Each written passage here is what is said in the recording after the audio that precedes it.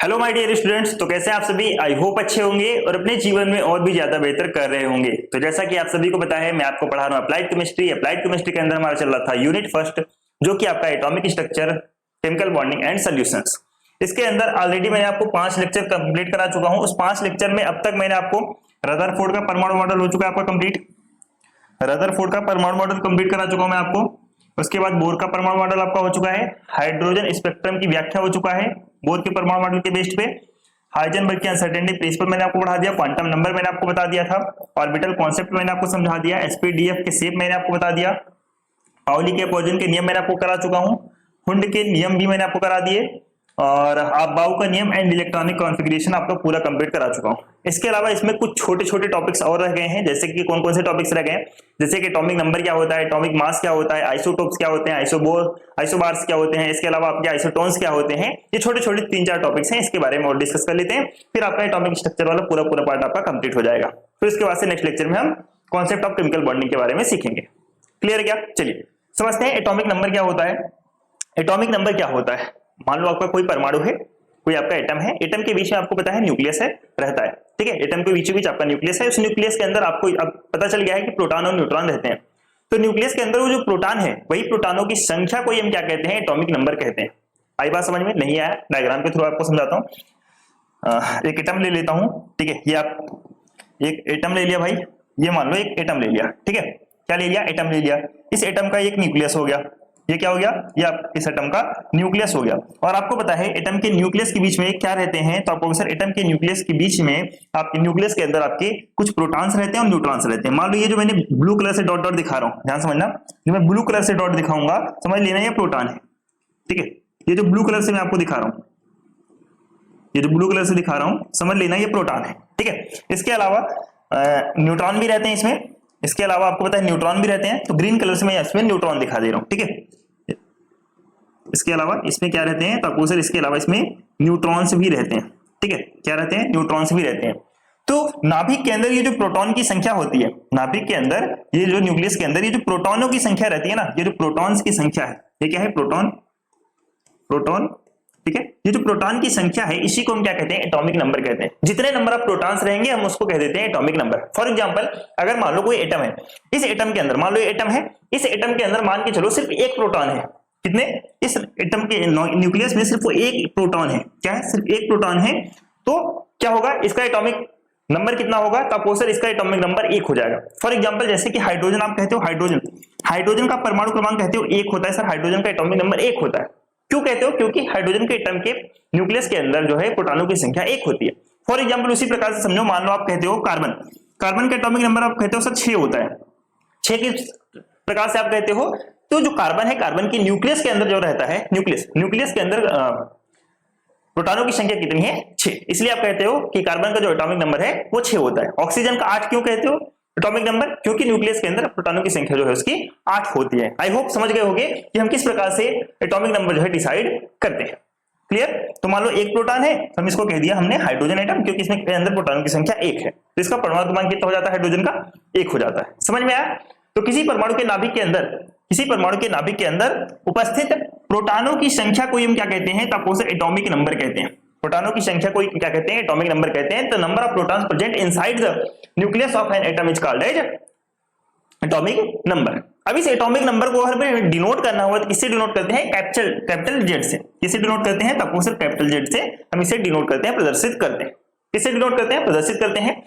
तो आपको पता है capital Z is equal to क्या हो जाएगा? तो आपको sir capital Z is equal to हो जाएगा प्रोटॉनों की संख्या। नाभिक में जितने भी कुल प्रोटॉन उपस्थित है उसको हम क्या कह रहे हैं? हम उसको ही कह रहे हैं एटॉमिक नंबर कह रहे हैं। यानी कि capital Z is equal to P हो जाएगा।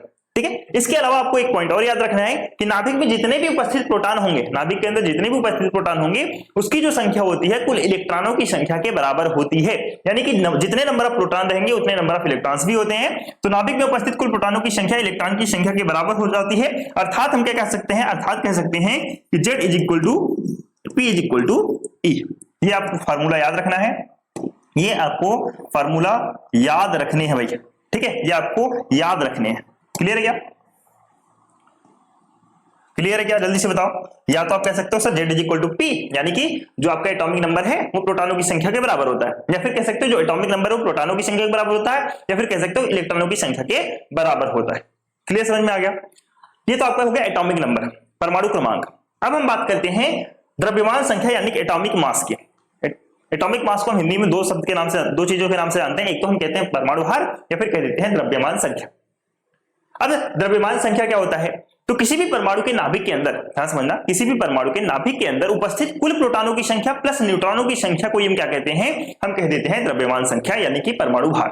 किसी भी नाभिक के अंदर, मान लो फिर से मैं एक एटम बना रहा हूं, ध्यान समझना, मान लो मैंने एक एटम बनाया, सर ये रहा आपका एटम, ठीक है, मान लो एक एटम बना दिया मैंने। इस एटम के अंदर क्या है आपका? एक न्यूक्लियस हो गया। इस न्यूक्लियस के अंदर मान के चलो, इस न्यूक्लियस के अंदर मान के चलो दो आपके क्या है?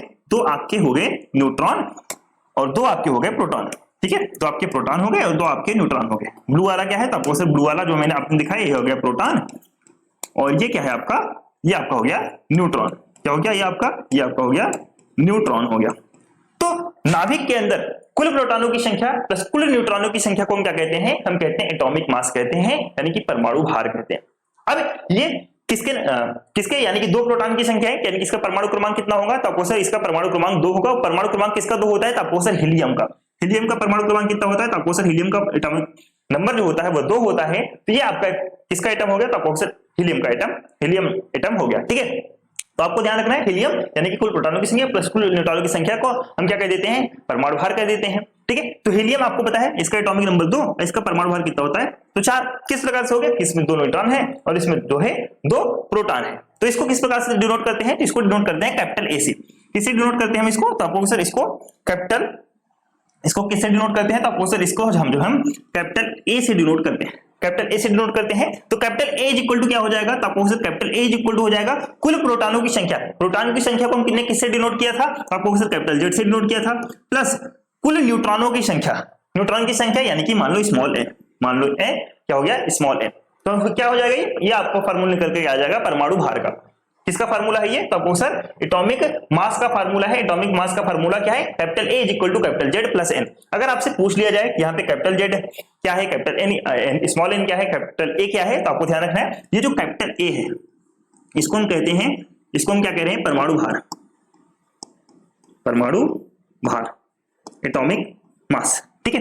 जेड क्या है यहाँ पे? तो आपको एटॉमिक नंबर है यानी कि परमाणु क्रमांक। परमाणु क्रमांक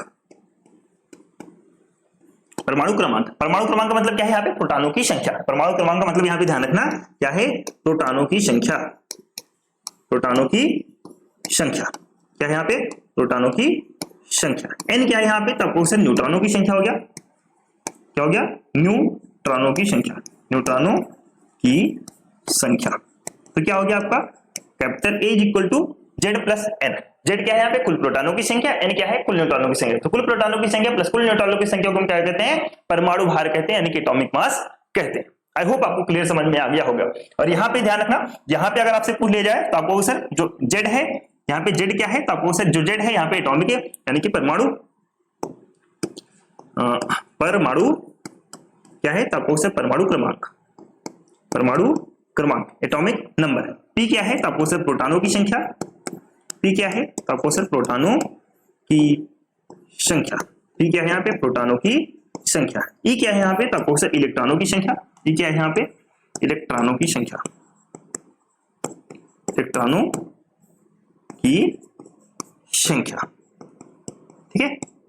ई है आपका नंबर ऑफ इलेक्ट्रॉन्स, पी है आपका नंबर ऑफ प्रोटॉन्स और जेड है आपका एटॉमिक नंबर। क्लियर? आपको समझ में आ गया होगा परमाणु क्रमांक क्या होता है और परमाणु भार क्या होता है। क्लियर, समझ में आ गया। अब आइए समझते हैं ये जो परमाणु भार होता है, परमाणु संख्या होता है यानी कि एटॉमिक नंबर होता है, एटॉमिक मास होता है, इसको डिनोट किस प्रकार से करते हैं। इसको अगर ओवरऑल हमें एक साथ डिनोट करना हुआ तो हम इसको किस प्रकार से डिनोट कर सकते हैं। इसको डिनोट करने के लिए देखो इस प्रकार से इसे डिनोट किया जाता है एक्स जेड ए। कैसे डिनोट करते हैं? तो आपको सर एक्स जेड ए कैसे डिनोट किया जाता है आपको ध्यान रखना है ये फार्मूला। अगर हमें किसी भी परमाणु को अगर परमाणु भार और परमाणु क्रमांक डिनोट करके दिखाना होता है तो हम इस प्रकार से दिखाते हैं डिनोट करके। अब यहाँ पे आपको समझ में आना होगा कि यहाँ पे जेड क्या है, तो आपको सर यहाँ पे जो जेड क्या है यहाँ पे, तो आपको सर जो जेड है यहाँ पे वो है आपका परमाणु क्रमांक। परमाणु क्रमांक जेड क्या है, तो आपको सर परमाणु क्रमांक है ये, यानी कि एटॉमिक नंबर। ये क्या है, atomic number. Atomic number Z क्या है, तो आपको सर एटॉमिक नंबर हो गया। यहां पे अगर आपसे पूछा जाए ए क्या है, तो आपको सर ए जो है यहाँ पे वो है सर परमाणु भार। परमाणु भार, परमाणु भार, इसे इंग्लिश में कहते हैं एटॉमिक मास। एटॉमिक मास क्या कहते हैं, एटॉमिक मास। और यहाँ पे एक्स क्या है भाई, यहाँ पे अगर आपसे पूछ ले जाए एक्स क्या है, तो आपको एक्स जो है यहाँ पे है ये परमाणु। क्या है ये, परमाणु, यानी कि हम कहते हैं एटम। एक्स क्या है यहाँ पे, एटम है। अब एग्जाम्पल के थ्रू समझते हैं। अगर मान लो कोई एग्जाम्पल, कोई सा एक परमाणु अगर मुझे डिनोट करके दिखाना होगा तो कैसे दिखाएंगे। फॉर एग्जाम्पल मान लो मैंने एक सोडियम ले लिया, सोडियम परमाणु है, सोडियम का मुझे दिखाना होगा तो कैसे दिखाएंगे। तो सोडियम परमाणु है तो मैं सोडियम को इस प्रकार से लिख सकता हूँ Na। क्या लिख सकता हूँ, Na आपका सोडियम हो गया।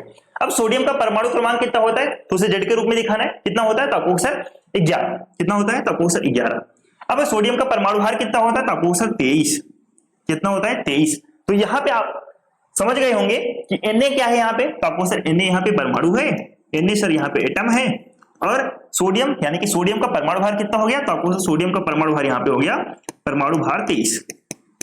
परमाणु भार कितना हो गया, एटॉमिक मास कितना हो गया, तो आपको सर 23 हो गया। और 11 यहाँ पे क्या है, तो आपको सर 11 है यहाँ पे सोडियम का परमाणु क्रमांक। क्या है, सोडियम का परमाणु क्रमांक।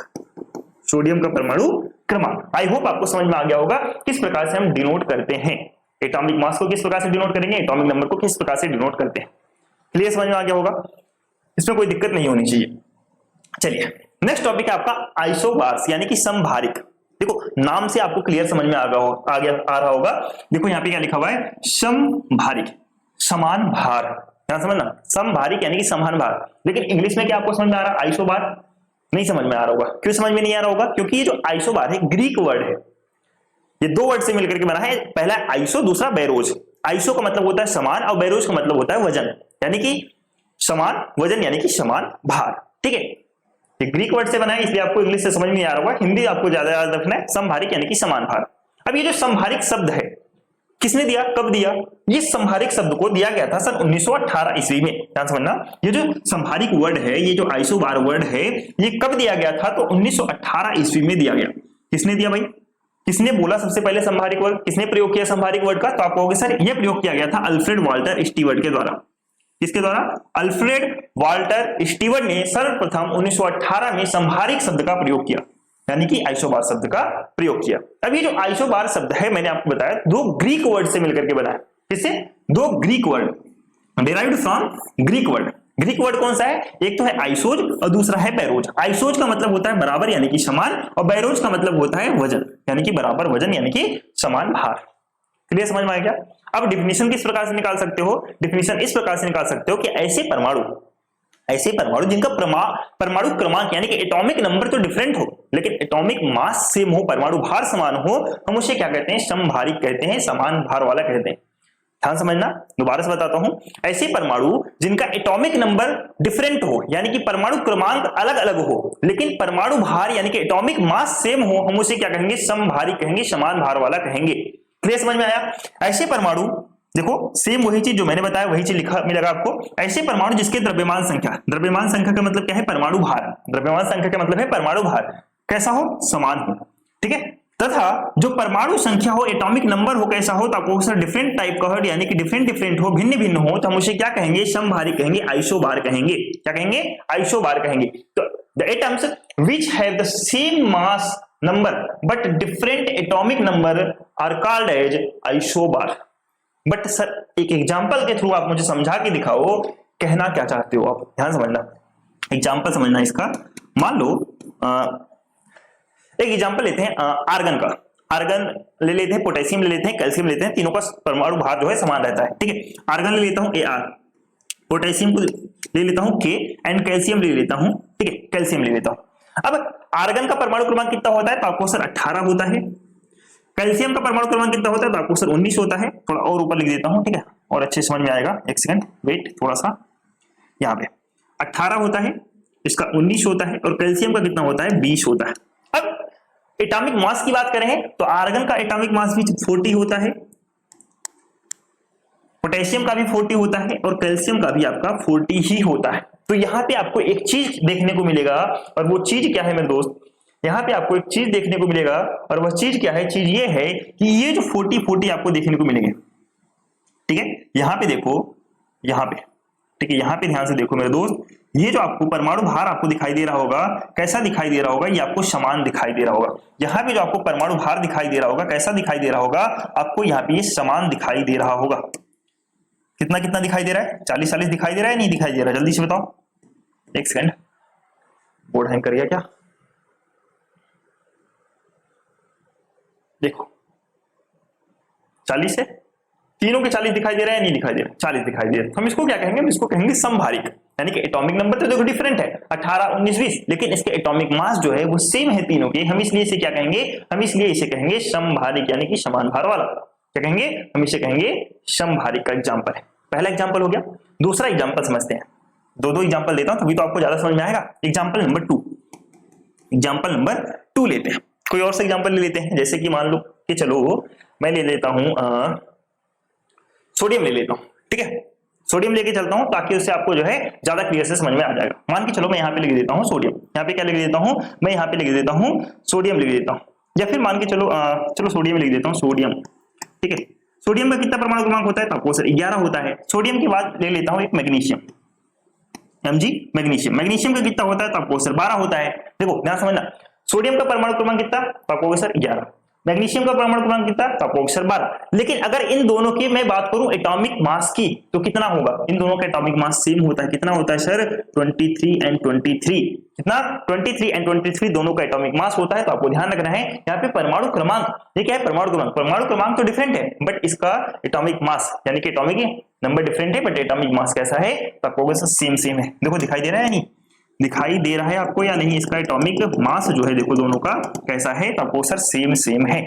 हम इसको क्या कहेंगे, हम इसको क्या कहेंगे, तो आपको सर इसको हम आइसोबार कहेंगे, यानी कि समभारिक कहेंगे। आई होप आपको समझ में आ गया होगा, क्लियर। अब आगे चलते हैं, चलिए अब बात करते हैं ये जो आइसोबार होते हैं इनका यूज कहां पे करते हैं सर। ये जो आइसोबार होते हैं, समभारिक होते हैं, इनका यूज हम कहां पे कर सकते हैं, यूज यानी कि एप्लीकेशन ऑफ आइसोबार। देखो आइसोबार हम इनका यूज ऊर्जा के रूप में न्यूक्लियर भट्टी में करते हैं, परमाणु भट्टियों में करते हैं। इसका यूज कहां पे करते हैं, न्यूक्लियर रिएक्टर कह सकते हैं, परमाणु भट्टी कह सकते हैं। हम इसका यूज ऊर्जा के रूप में हम कहां पे करते हैं, न्यूक्लियर रिएक्टर में कहते हैं, परमाणु रिएक्टर में। परमाणु रिएक्टर में जहां यूरेनियम और प्लूटोनियम जैसे आइसोबार्स का से ऊर्जा जो है उत्पन्न की जाती है, ठीक है। क्या याद रखना है, समभारिक का फर्स्ट उपयोग जो आपको याद रखना है, न्यूक्लियर रिएक्टर यानी कि परमाणु ऊर्जा में। किस रूप में होता है, तो आपको सर यूरेनियम और प्लूटोनियम जैसे जो आइसोबार्स होते हैं उनसे ऊर्जा निकलता है और इसका यूज हम परमाणु रिएक्टर में कहते हैं। और कहीं यूज करते हैं सर, आपने वो देखा है कि कभी कभी निकलता है कि जमीन की खुदाई होने के बाद से मूर्ति निकली और मूर्ति जो है 1000 साल पुराना है। हम ये किस बेस पे कह देते हैं 1000 साल पुराना है, हम उसको चेक करते हैं। किस माध्यम से चेक करते हैं, कार्बन डेटिंग के थ्रू चेक करते हैं। किसके थ्रू चेक करते हैं, कार्बन डेटिंग के थ्रू चेक करते हैं। तो कार्बन डेटिंग के लिए भी आइसोबार का उपयोग किया जाता है, जो प्राचीन अवशेष और जीवाश्मों की आयु निर्धारित करने में हमें जो है मदद करती है। क्लियर, दो यूजेज हो गए, दो एप्लीकेशंस हो गए। तीसरे एप्लीकेशन की समझते हैं। जो उद्योग होते हैं, उद्योगों में जितनी भी आपको पता है उद्योग जो इंडस्ट्री वगैरह होते हैं वहां पे बड़ी बड़ी मशीनरी होते हैं। जब बड़ी बड़ी मशीनरी होती है तो उनकी खराबी को खोजने के लिए हम जो है आइसोबार्स का उपयोग करते हैं। समझना, बड़े बड़े उद्योग होते हैं वहां पे बड़ी बड़ी मशीनरी भी यूज किया जाता है। जब बड़ी बड़ी मशीनरी यूज किया जाता है तो उसमें छोटी मोटी खराबी अगर हो जाती है ना, तो उस खराबी को खोजने के लिए भी हम किसका यूज करते हैं, हम यूज करते हैं आइसोबार्स का। तो उद्योगों में जैसे मशीनरी की खराबी को खोजने के लिए गैर विनाशकारी परीक्षण में भी हम किसका यूज करते हैं, तो आपको अक्सर आइसोबार का यूज करते हैं। इसके अलावा जो सबसे इंपॉर्टेंट आपको याद रखना है, कंपटीशन एग्जाम में बार बार पूछा भी जाता है आपका, ये ट्यूमर के उपचार में। ट्यूमर के उपचार के लिए जो है आपका आइसोबार का यूज किया जाता है। आपके एग्जाम में ये पूछा जाता है कि ट्यूमर के उपचार के लिए किस आइसोबार का यूज किया जाता है, आपको ध्यान रखना है कोबाल्ट 60। कोबाल्ट 60 आइसोबार का यूज किया जाता है ट्यूमर के उपचार करने के लिए। ये आपका आइसोबार है, यानी कि एक प्रकार से आपका संभारिक होता है। क्लियर, आई होप आपको समझ में आ गया होगा। चलिए बहुत बेहतर, अब समझते हैं समस्थानिक क्या होता है, आइसोटोप्स क्या होते हैं। आइसोटोप देखो, समस्थानिक आइसोटोप, आइसोटोप भी आपका ग्रीक वर्ड से मिलकर के बना है। दो ग्रीक वर्ड जैसे हम कहते हैं आइसोल और टोप्स।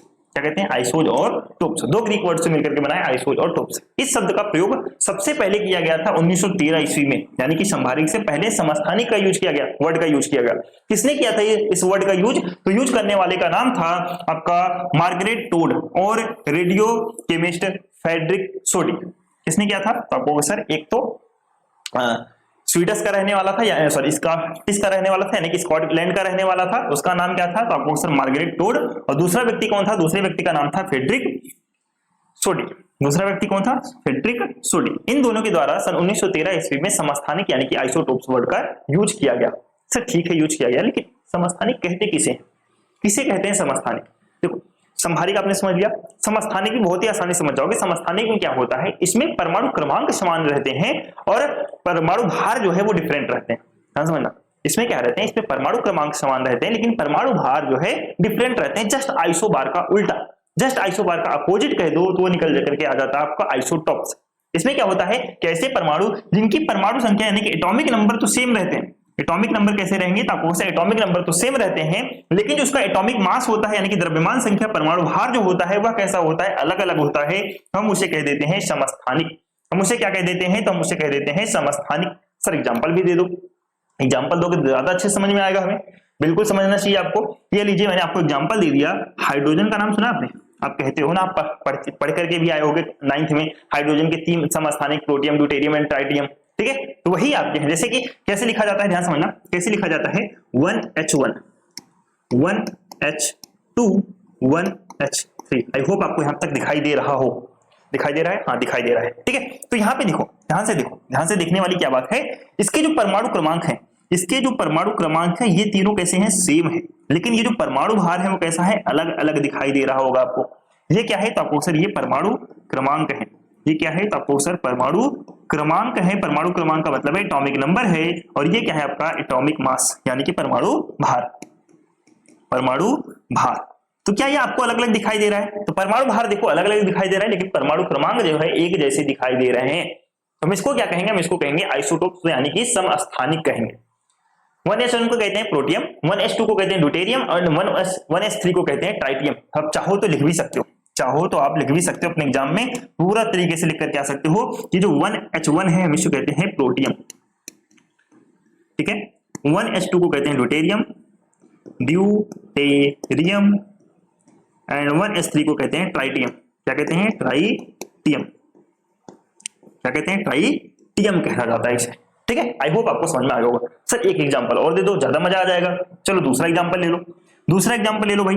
दूसरा एग्जांपल ले लेते हैं, कार्बन का नाम सुना है? कार्बन का नाम तो सुना होगा। कार्बन के 3 समस्थानिक होते हैं, कौन कौन से? 6C12,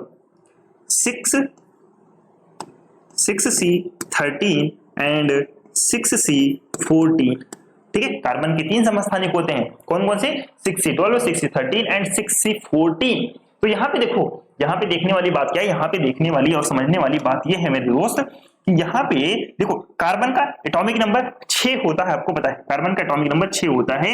ये देखो तीनों आपस में समान दिखाई दे रहे हैं। ये क्या है, तो आपको एटॉमिक नंबर, एटॉमिक नंबर है, ये परमाणु क्रमांक है। लेकिन इसके एटॉमिक मास की बात करें तो देखो यहाँ पे 12 दिखाई दे रहा है, यहाँ पे 13 दिखाई दे रहा है, यहाँ पे 14 दिखाई दे रहा है। ठीक है, ये अलग अलग है। ये क्या है, आपके परमाणु भार यानी कि एटॉमिक मास। ये क्या है, आपके एटॉमिक मास। तो हम इसको क्या कहेंगे, हम इसको कहेंगे समस्थानिक। जिसके एटॉमिक नंबर सेम हो बट एटॉमिक मास डिफरेंट हो, हम उसको कहते हैं समस्थानिक यानी कि आइसोटॉप्स कहते हैं। सर जैसे इसका नाम आपने बताया कि 1H1, 1H2, 1H3 को प्रोटियम, ड्यूटेरियम, ट्राइटियम कहते हैं, इसका भी बता दो। इसका होता ही नहीं है तो कहां से बताऊं मैं आपको? हाँ, इसके नाम होते नहीं है, आपको ध्यान रखना है। बस इसे हम कह देते हैं 6C12, 6C13 एंड 6C14। ठीक है, आपको इसी प्रकार से आपको इसे याद रखने हैं। ठीक है सर, कोई बात नहीं, आपने इसका नाम नहीं बताया चूंकि होता नहीं है अब। लेकिन आप मुझे ये तो बता दो, ये जो समस्थानिक होते हैं इसका यूज कहाँ पे करते हैं, इसके एप्लीकेशंस क्या क्या है? इसके एप्लीकेशंस क्या क्या है? देखो, शरीर में ट्यूमर का पता लगाने के लिए हम आइसोटोप्स का यूज करते हैं। हाँ समझना, शरीर में ट्यूमर का पता लगाने के लिए, ठीक है, आइसोटोप्स का यूज करते हैं। ठीक है, कैंसर की ट्रीटमेंट में आइसोटोप्स का यूज किया जाता है। घेंघा रोग का पता लगाने के लिए आइसोटोप्स का यूज किया जाता है। न्यूक्लियर आपकी जो भट्टी होती है उसमें ईंधन के रूप में, फ्यूल के रूप में आपके आइसोटोप्स का यूज किया जाता है। एनीमिया रोग का पता लगाने में आपके आइसोटोप्स का यूज किया जाता है। किस आइसोटोप्स का यूज कहां किया जाता है? क्योंकि आप कंपटीशन एग्जाम में आप इसे पढ़ते हो। तो यहाँ पे आपको जानने की जरूरत नहीं है, बस इतना जानना कि शरीर का ट्यूमर का पता लगाने हो गया, झींगा रोग हो गया, एनीमिया रोग हो गया, इन सबके पता लगाने में हम जो है आइसोटोप का यूज करते हैं। कैंसर के ट्रीटमेंट में आइसोटोप का यूज करते हैं, ट्यूमर का पता लगाने के लिए हम आइसोबार का यूज करते हैं, इतना ध्यान रखना। इसके अलावा नाभिकीय भट्टी में न्यूक्लियर आपका जो भट्टी होती है उसमें जो है फ्यूल के रूप में हम किसका यूज करते हैं, तो आपको सर हम जो है आइसोटोप्स का यूज करते हैं। क्लियर? आई होप आपको यहाँ पे सारी चीजें समझ में आ गई होंगी। अब एक लास्ट टॉपिक आपका रह जाता है, वो क्या है आपका सम न्यूट्रॉनिक आइसो, हम इसे कह देते हैं आइसोटोन्स। क्या कह देते हैं? आइसोटोन्स कह देते हैं, सम न्यूट्रॉनिक कह देते हैं। अब देखो ऐसे परमाणु भार, ध्यान समझना, ऐसे परमाणु भार जिसके न तो परमाणु संख्या समान रहे और न ही द्रव्यमान संख्या समान रहे, हम उसे क्या कहेंगे? आइसोटोन्स कहेंगे। लेकिन मेरे दोस्त इसमें न्यूट्रॉनों की संख्या समान होनी चाहिए। क्या होनी चाहिए? इसमें न्यूट्रॉनों की संख्या समान होनी चाहिए। ना तो एटॉमिक नंबर सेम रहेगा, ना तो एटॉमिक मास सेम रहेगा, लेकिन न्यूट्रॉनों की संख्या अगर समान है तो हम उसे क्या कहेंगे? सम न्यूट्रॉनिक कहेंगे, समान न्यूट्रॉन। यानी कि न्यूट्रॉनों की संख्या प्रत्येक परमाणु में, अगर दो परमाणु ले लिया जाए, उस दोनों परमाणु में अगर न्यूट्रॉनों की संख्या समान हो जाएगा तो हम उसे क्या कहेंगे? सम न्यूट्रॉनिक कहेंगे। यानी कि ऐसे परमाणु जिसके परमाणु संख्या और द्रव्यमान संख्या यानी कि परमाणु भार भिन्न भिन्न हो लेकिन न्यूट्रॉनों की संख्या समान होती है, हम उसे क्या कहते हैं? सम न्यूट्रॉनिक यानी कि आइसोटोन्स कहा जाता है। हम उसे क्या कहते हैं? समस्थानिक कहते हैं। क्लियर? अब फॉर एग्जांपल सर एक एग्जांपल बता दो, कैसे पहचानेंगे? कैसे पहचानेंगे सर सम न्यूट्रॉनिक किसे कहते हैं? एग्जांपल के थ्रू समझना। एग्जांपल ले लेते हैं, एक एग्जांपल ले लेते हैं फास्फोरस, एक एग्जांपल ले लेते हैं सल्फर। ठीक है, फास्फोरस का परमाणु क्रमांक तो आप कहोगे सर 15 होता है और सल्फर का परमाणु क्रमांक तो आप कहोगे सर 16 होता है। फास्फोरस का जो एटॉमिक मास होता है वो 31 होता है और सल्फर का एटॉमिक मास आप कहोगे सर 32 होता है। अगर मैं आपसे ये पूछूं कि आप मुझे ये बताओ कि न्यूट्रॉन निकालने के कैसे है? न्यूट्रॉन निकालने का फार्मूला पता है? न्यूट्रॉन निकालने का फार्मूला अगर नहीं पता हो तो यहाँ पे आप निकाल सकते हो। कहां गया भाई, कहां गया? ये रहा। न्यूट्रॉन अगर निकालना हो तो आप इसमें न्यूट्रॉनों की संख्या निकालने के लिए फार्मूला यूज कर सकते हो। मैं आपको बताना भूल गया, देखो ये n इज इक्वल टू इस z को इस साइड भेज दो, इस z को इस साइड भेज दो तो आपको न्यूट्रॉनों की संख्या मिल जाएगी। यानी कि n इज इक्वल टू क्या निकल जाएगा? n इज इक्वल टू आप कह सकते हो a minus Z. n is equal to a minus Z कर दोगे तो ये आपका निकल करके आ जाएगा न्यूट्रॉनों की संख्या। निकल करके आ जाएगा न्यूट्रॉनों की संख्या निकल करके आ जाएगा। ये आपको ध्यान रखना, बताना भूल गया था, अगेन बता दिया मैंने आपको। ठीक है, सही टाइम पे याद आ गया। तो न्यूट्रॉनों की संख्या निकालने के लिए आप कैसे करोगे? न्यूट्रॉनों की संख्या निकालने के लिए आप कहोगे sir n is equal to होता है सर a माइनस जेड। क्या होता है? a minus Z. तो यहाँ पे n क्या है? न्यूट्रॉन। जेड a क्या है? तो आपको सर a जो है ना, ध्यान समझना, a जो है यहाँ पे क्या है? ये आपका a है, यहाँ पे a है। ठीक है, तो क्या हो गया आपका? कहोगे सर 31। जेड क्या है? तो आपको सर जेड है आपका 15, तो 31 माइनस 15 करोगे तो कितना आ जाएगा? तो आपको सर 16 आएगा। दोबारा देखते हैं, n is equal to a minus Z. अब इस वाले को पकड़ना, कितना?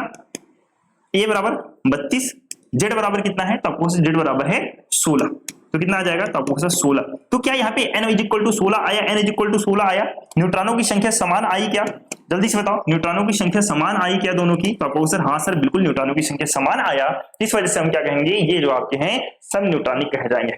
क्या कहे जाएंगे? सम न्यूट्रॉनिक आपके कहे जाएंगे। आई होप आपको समझ में आ गया होगा।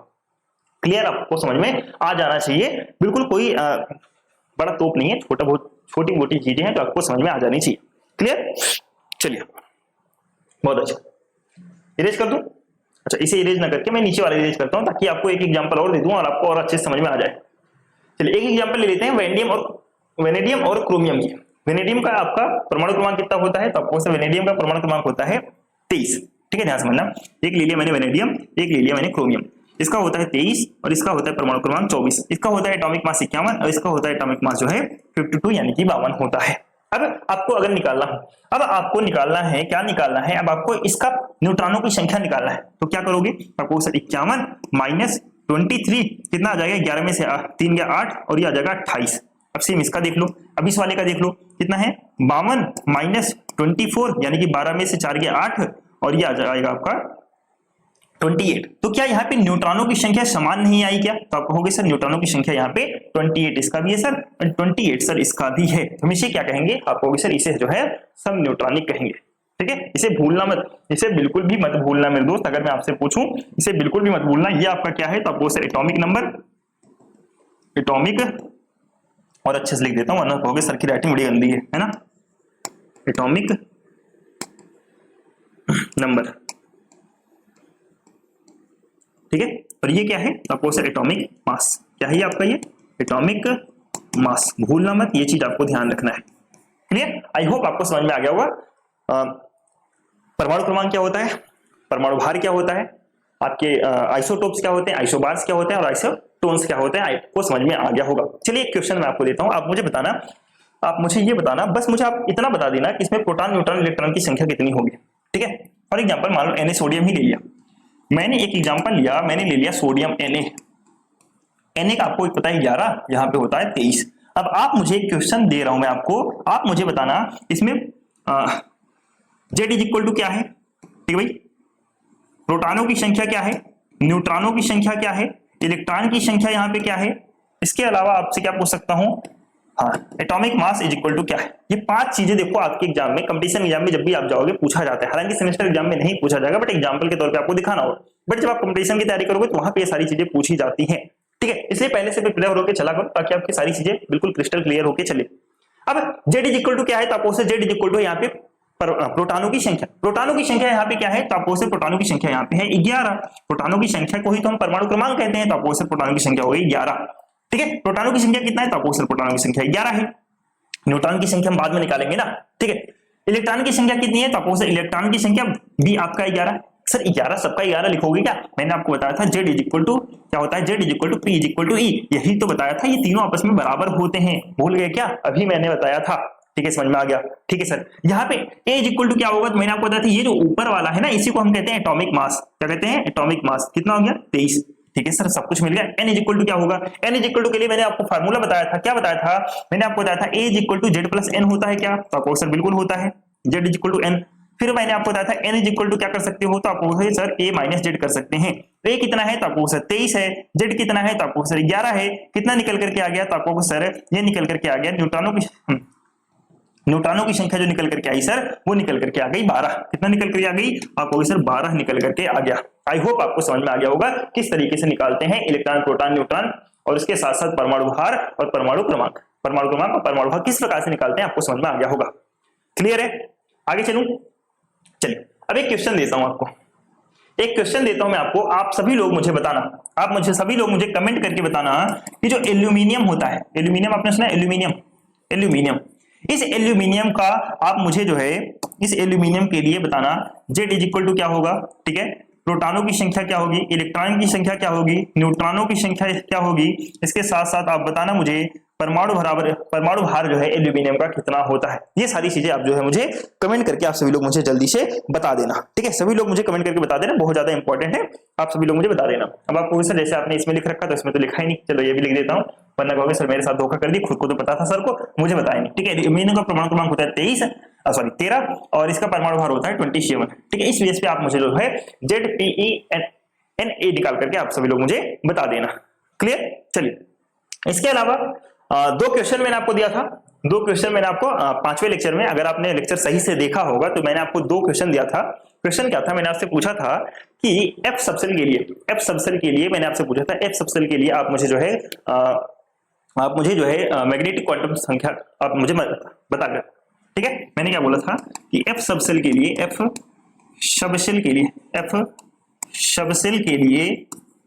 मैंने आपसे पूछा था F सबसेल के लिए ML इज इक्वल टू क्या। ठीक है, एक बच्चे ने पूछा भी सर इसका आप आंसर मुझे बता दीजिए।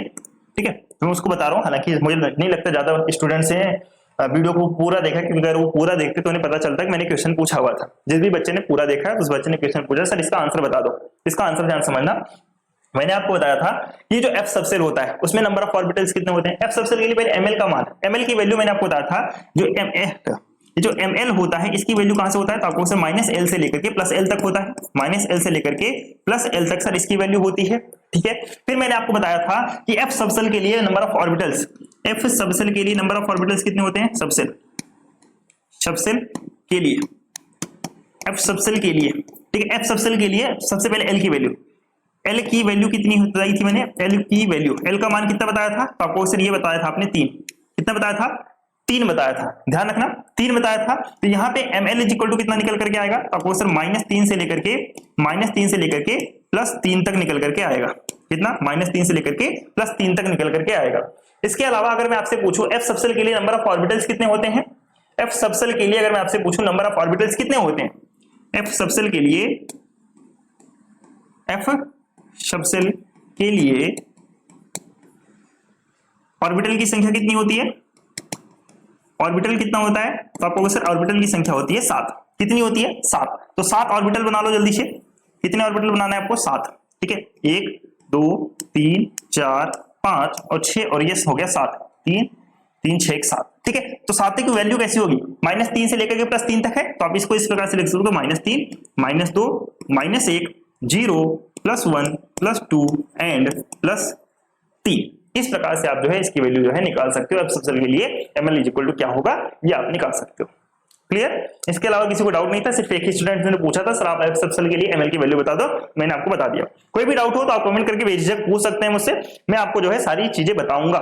हालांकि अगर आप पूरा वीडियो देखोगे तो आपको पता चलेगा सर ने क्या पूछा था और मुझे कहां पे डाउट रह गया, आप मुझसे पूछ सकते हैं। हालांकि ठीक है, तो आज की क्लास में इतना ही रखते हैं। बाकी नेक्स्ट लेक्चर में मैं आपको पढ़ाऊंगा केमिकल बॉन्डिंग के कॉन्सेप्ट, जैसे कि केमिकल बॉन्डिंग क्या होता है, केमिकल बॉन्डिंग यानी कि रासायनिक आबंधन क्या होता है, रासायनिक आबंधन बनने के क्या कारण है, और टाइप्स ऑफ केमिकल बॉन्डिंग कितने टाइप का होता है। जैसे कि आपके सिलेबस में दे रखा है कि आयनिक बॉन्ड दे रखा है, कोवैलेंट बॉन्ड दे रखा है, कोऑर्डिनेट बॉन्ड दे रखा है, हाइड्रोजन बॉन्ड दे रखा है, मेटलिक बॉन्ड दे रखा है। ये 5 प्रकार के आपके बॉन्ड दे रखे हैं आपके सिलेबस में। इन्हीं 5 प्रकार के बॉन्ड के बारे में आपको पढ़ाऊंगा। तो कल के लेक्चर में जो बेसिकली हम डिस्कस करने वाले हैं वो डिस्कस करेंगे केमिकल बॉन्डिंग क्या होता है, केमिकल बॉन्डिंग बनने के पीछे का बड़ा रीजन क्या है।